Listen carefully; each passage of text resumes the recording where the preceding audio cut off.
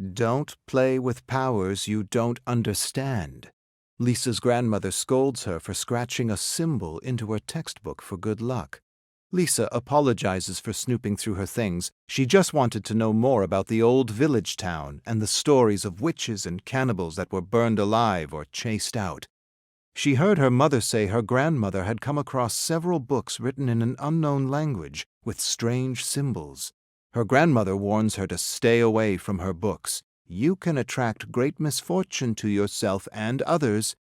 Lisa wants to laugh but doesn't. She was just messing around and doesn't really believe in all this superstitious nonsense. No such thing as witches and cannibals, Gran. I was just hoping for a little luck on my algebra test. No harm, no foul. Her grandmother tells her the symbol she sketched was the very one she had used long ago to turn a cannibal into a gnarled, twisted swamp tree covered in putrid black ooze. It's so ridiculous Lisa wants to burst out laughing, but she contains herself as she listens to her tale of cannibals and missing children.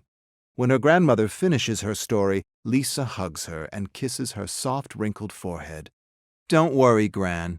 I'm not going to turn into a swamp tree or be kidnapped by a bunch of cannibals. Lisa doesn't know if it's the symbols on her book or some kind of placebo effect.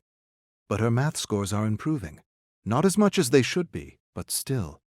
She's passing, and passing is an improvement.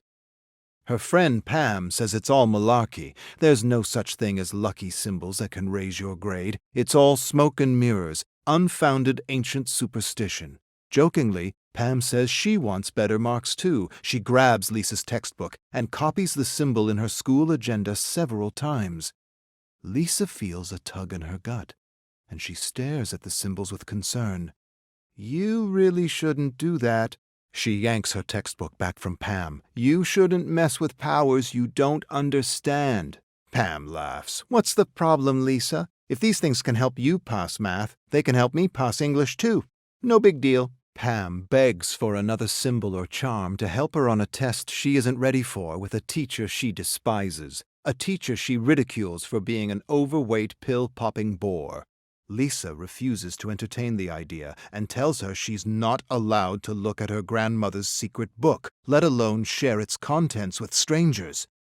Pam shrugs and proceeds to scratch a symbol on her arm with a toothpick. She asks if Lisa heard what happened to the woman near the school. Lisa shakes her head. Pam laughs as she draws blood with a toothpick. Dumbass walked into the street while reading and splat. Crushed by a truck. Come!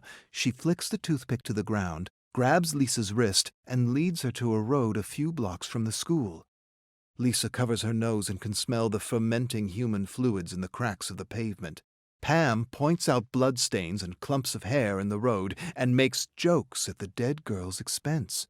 Lisa grabs her wrist angrily. You mustn't laugh at the dead. Pam yanks her wrist away. Stop being creepy, Lisa. It's not like she's still around to get offended. Besides, your symbols got me covered with all kinds of luck. Lisa stares at Pam's arm with concern and hopes the dead girl's spirit didn't take offense. Her grandmother says sometimes spirits linger, especially when they don't want to be dead. Last thing she needs is some dark force following her for the rest of her life. Pam's English teacher died of unknown causes, and Pam's dancing with joy, relieved she doesn't have to do his stupid test on some irrelevant dead author.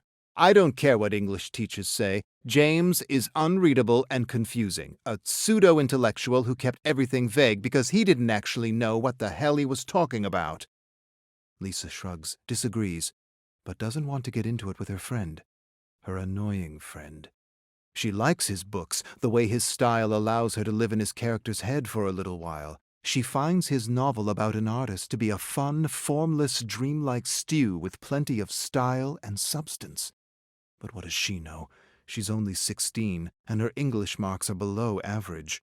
Pam hoots and hollers, and with a mischievous smile, she reveals a hand covered with ink-smudged symbols.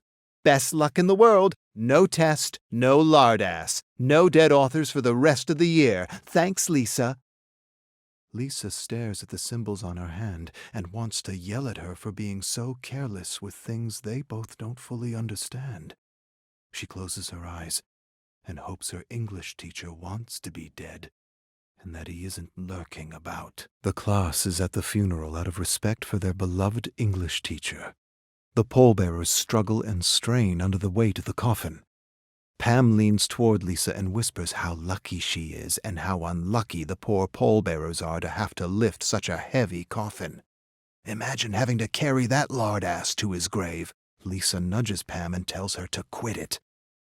As the pallbearers approach them, she feels a sudden tug in her gut. An instinct tells her to take some distance from her friend. An image of lightning striking Pam flashes through her mind. She wonders if an angry spirit could make that happen. Every muscle, organ, vessel, fried in an instant for her hubris.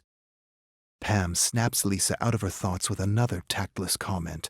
Lisa hears her grandmother's voice in her head, telling her that her friend has tempted fate by laughing at someone else's misfortune, for having laughed at the dead. She doesn't really believe in all her grandmother's superstitions, and yet she inches away from her friend, staring at the darkening clouds, waiting for lightning to strike Pam down.